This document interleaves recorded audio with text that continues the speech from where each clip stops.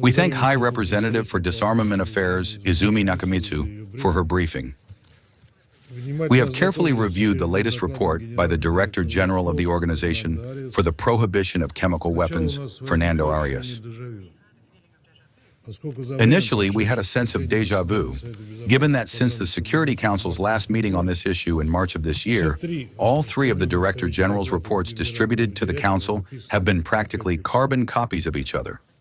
This combination of circumstances is understandable to us, given the armed aggression by the United States and Israel against Iran, which plunged the entire region into a vortex of chaos and instability, meaning that the safe operation of the organization's staff in Syria could not be guaranteed. However, as the active phase of hostilities in the Middle East began to subside, the expert activities of the OPCW Technical Secretariat resumed. It was then that it became clear that the situation surrounding the Syrian chemical dossier turned out to be far worse than the identical reports of the Director General suggested. The Technical Secretariat, eager to pin the blame as quickly as possible on the former government of Assad for concealing its military chemical program, with great pomp and circumstance announced its successes in uncovering evidence of Damascus's activities that violate the Chemical Weapons Convention. We are talking about missiles and aerial bombs with chemical warheads, as well as chemical substances found by experts from the Technical Secretariat, Special Missions Department, at facilities in the Hama and Homs provinces that Syria had not declared. Coincidentally, these statements lined up beautifully with the sacred Muslim holiday of sacrifice, Eid al-Adha. Today, the champions of the OPCW's illegitimate working methods and its biased approach are triumphant, loudly proclaiming that they have found what they have been seeking for so long.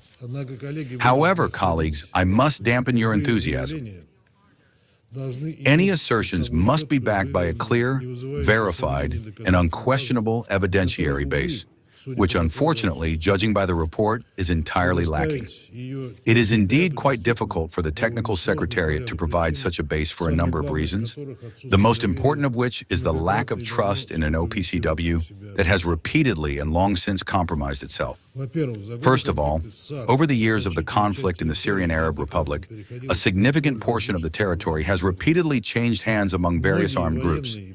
Many military and industrially significant facilities were either destroyed or severely damaged as a result of massive airstrikes carried out by both the Western coalition and Israel. Under such conditions, it is simply not possible to speak of the proper collection of new samples or the recovery of documents from these sites. Incidentally, the OPCW also agrees that the situation in the region is difficult, regularly noting this in the Technical Secretariat's monthly reports, including as a reason for canceling the planned on-site activities of the organization's specialists.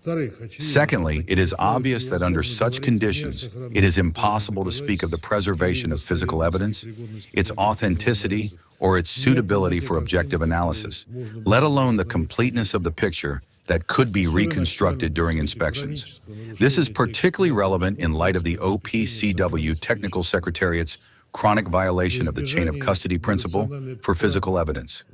To avoid wasting the Council's time, we will not list the relevant examples once again, especially since we have repeatedly highlighted them in our statements in this chamber.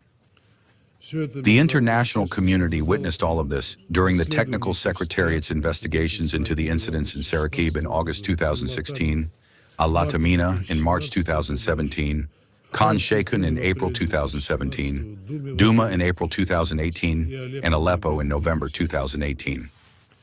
Thirdly, the OPCW's hastily adopted October 2025 decision on the accelerated on-site destruction of any chemical weapons discovered in Syria does nothing to help build that very same authoritative evidentiary base.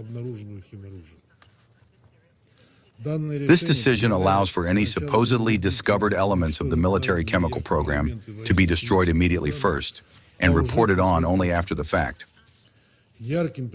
A prime example of how this works in practice is the case of the lost 75 cylinders at a facility in Aleppo. Let me remind you that they were taken to a scrap yard and cut up right there. The technical secretariat experts who arrived there sometime later then took samples from the remnants of these cylinders, the results of which they will report to the Syrian authorities in due course. So much for an evidentiary base. The bottom line is that while the context may be new, the methods remain the same. Violations of the evidence collection methodology stipulated by the Chemical Weapons Convention, fabricated evidence, conclusions that contradict fundamental scientific laws, and the perjury of planted eyewitnesses. Colleagues, given these circumstances, what kind of trust can we possibly talk about when it comes to the OPCW's sensational discoveries? In addition to the OPCW, which has severely tarnished its own reputation, a new extra-conventional structure has emerged, the so-called Breath of Freedom International Working Group. We believe that it operates outside the framework of the OPCW, and no one has vested it with any functions regarding the detection and destruction of the remnants of the Syrian military chemical program, let alone the prosecution of those involved in illicit chemical activities. The participation of the OPCW Technical Secretariat in this group, as announced by Fernando Arias, raises just as many questions. No one gave them the mandate to do so. In effect, Mr. Arias, who is stepping down as Director General of the OPCW this July, has dragged the organization into yet another dubious venture. Let me state once again that Russia has consistently advocated and continues to advocate for the earliest possible resolution of the remaining issues related to Syria's initial declaration under the Chemical Weapons Convention. This is the only logical way to close the Syrian chemical dossier in the Council. Throughout all these years, we have also called upon the Technical Secretariat to carry out impartial and professional work based solely on its technical mandate, as well as to adopt a depoliticized approach strictly within the framework of the Chemical Weapons Convention provisions. However, every time, we have witnessed the exact opposite behavior from this once authoritative organization. The entirety of the OPCW's activities on the Syrian track has been, and continues to be, tailored toward a single goal: searching for elements of the Syrian Arab Republic's military chemical program hidden by the former authorities, through the lens of accusing the past government of chemical crimes. Such an approach is counterproductive and incapable of yielding positive results, even despite the constructive cooperation with the OPCW demonstrated by the new Syrian authorities, which we highly appreciate. Thank you.